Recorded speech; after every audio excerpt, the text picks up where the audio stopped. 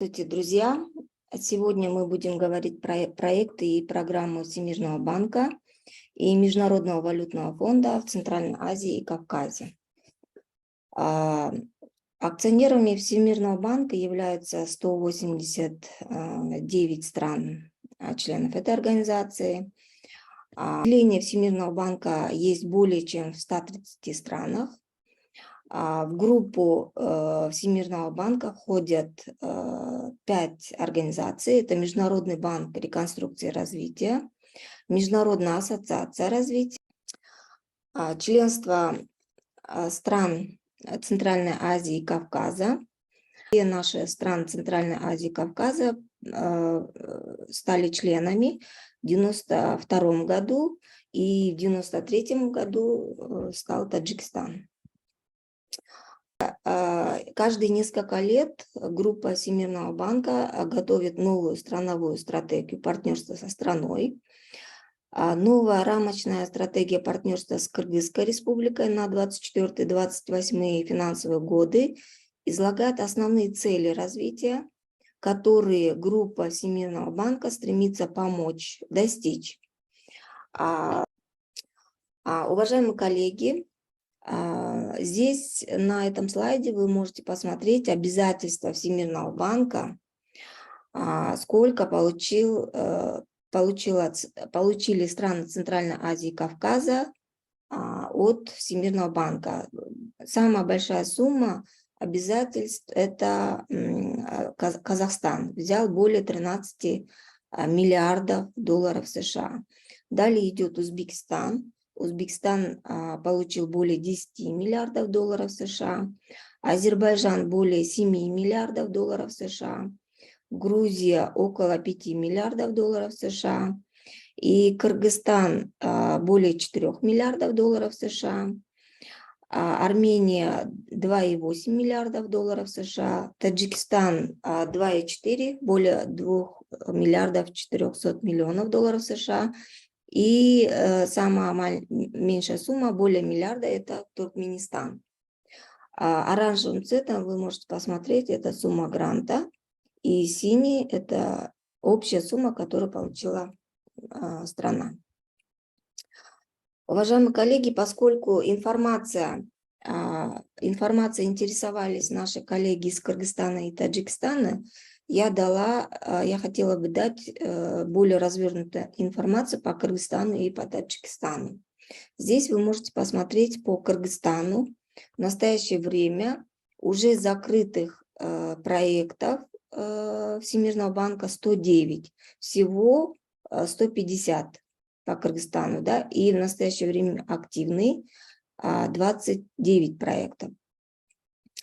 Закрытые проекты, вот в правом, да, слайде, можете посмотреть, закрытых проектов уже на сумму более 3 миллиардов 200 миллионов долларов США, и в настоящее время активных проектов на сумму более 817 миллионов долларов США.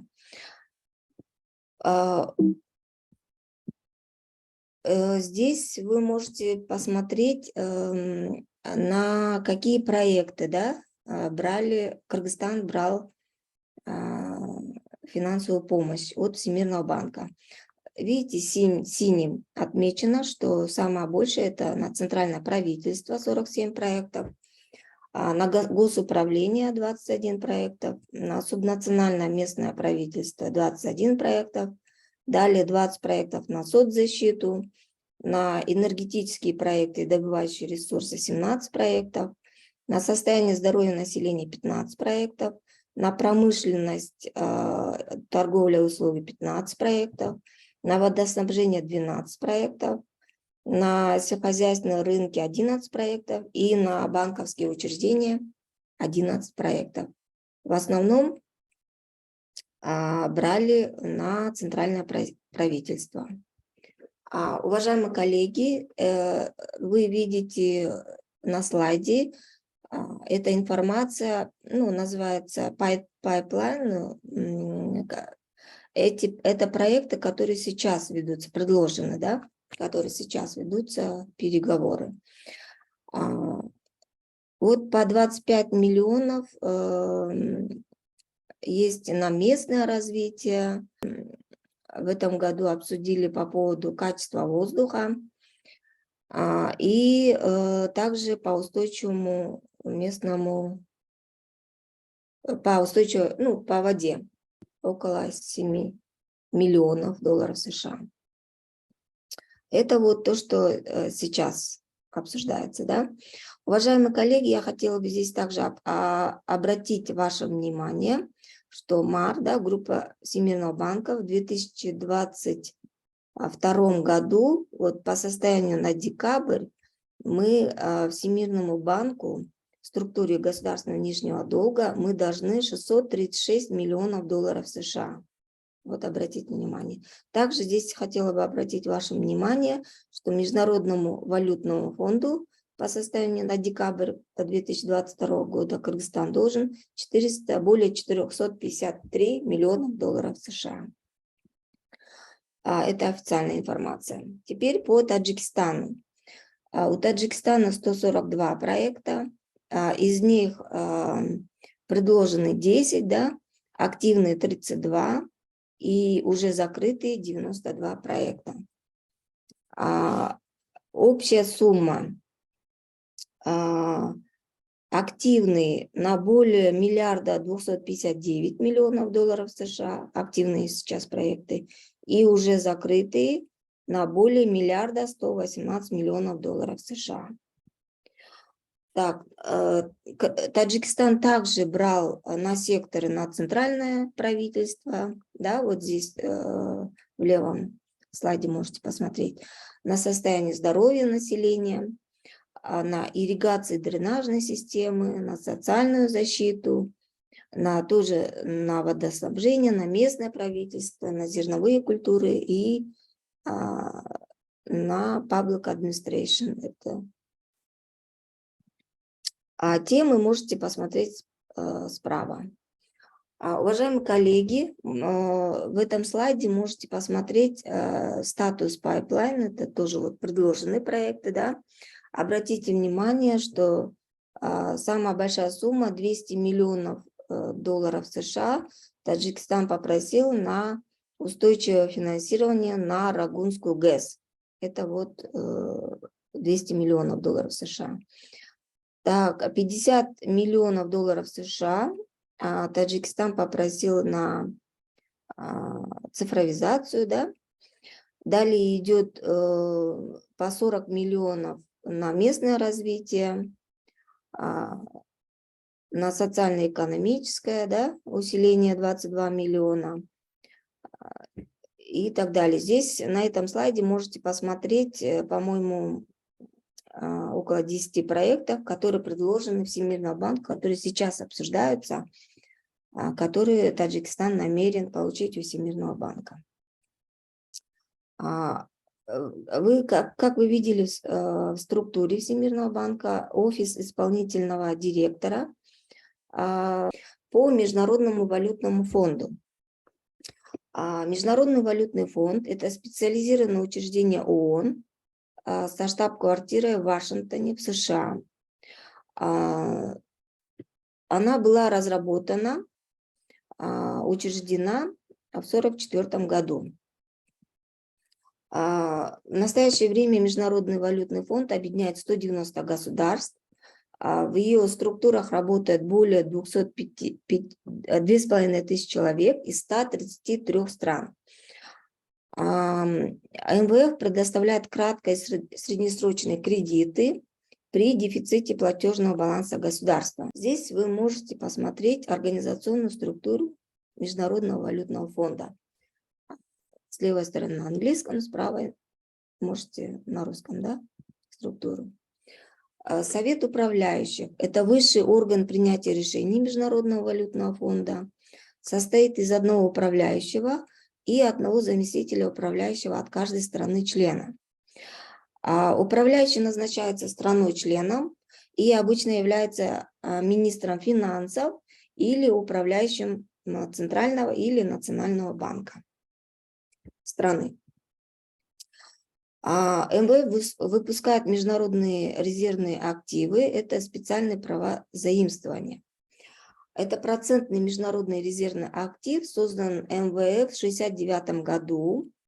В корзине международных валют СПЗ, специальных проектов заимствования, включаются доллар США, японская иена, евро, фунт стерлингов и китайский юань.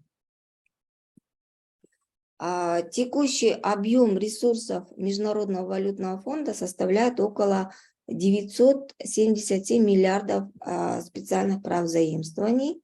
Это что позволяет ему предоставлять кредиты на сумму около 713 миллиардов СПЗ. Это примерно 1 триллион долларов США. Основные средства МВФ поступают из 3 источников. Это от квот членов, да, а также многосторонних и двусторонних соглашений о займах. Уважаемые коллеги, здесь можете посмотреть квоты стран Центральной Азии. Как вы видите здесь на слайде, больше всего квот на сумму более 1 158 миллионов специальных прав заимствований имеет Казахстан. Далее идет Узбекистан, более 551 миллионов долларов США, долларов СПЗ. Далее идет Азербайджан, более 391 миллионов СПЗ, Туркменистан 238, Грузия 210, Кыргызстан более 177 специальных прав заимствования, да? Таджикистан 174 миллионов СПЗ и Армения более 128 миллионов СПЗ. Формула расчета квот используется для оценки относительного положения государств-членов мировой экономики. Кыргызская республика является членом с 1992 года. Председателем, в соответствии с распоряжением президента КР, председатель Нацбанка является управляющим в МВФ от Кыргызстана. И министр финансов является альтернатом управляющего в МВФ от Кыргызстана. С момента вступления в МВФ Кыргызская республика осуществляла сотрудничество в рамках следующих механизмов финансирования. Это соглашение о резервном кредите, механизмы финансирования системных преобразований, механизм финансирования на цели сокращения бедности и содействия экономическому росту, механизм финансирования для преодоления внешних шоков, механизм ускоренного кредитования. Обратите внимание, да, согласно информации на сайте Нацбанка, Нацбанк полностью и своевременно погасил свои обязательства по кредитным линиям МВФ. За период с 1993 по 2008 Национальным банком было получено более 301 миллионов специальных прав заимствований на поддержку платежного баланса Кыргызской республики, по которым последнее погашение было осуществлено в 2019 году в рамках ранее оговоренных сроков. Уважаемые коллеги, уже в 2020 году Кыргызстан получил кредит МВФ в рамках чрезвычайного финансирования на сумму 242 миллионов долларов США. И, получается, получил всю свою квоту, да, 177 миллионов СПЗ. А Таджикистан в том же 2020 году получил 139 миллионов СПЗ или 189,5 миллионов долларов США или 80% своей квоты. Уважаемые коллеги, у нас есть канал, мы открыли канал в YouTube, называется 8talks.kg. У нас пока нету подписчиков. Если кому-то будет информация нужна по внешней помощи, по помощи центральноазиатским странам, по другим странам, по бюджету различных стран, пожалуйста, оставляйте комментарии, подписывайтесь, мы будем рады. Всем спасибо.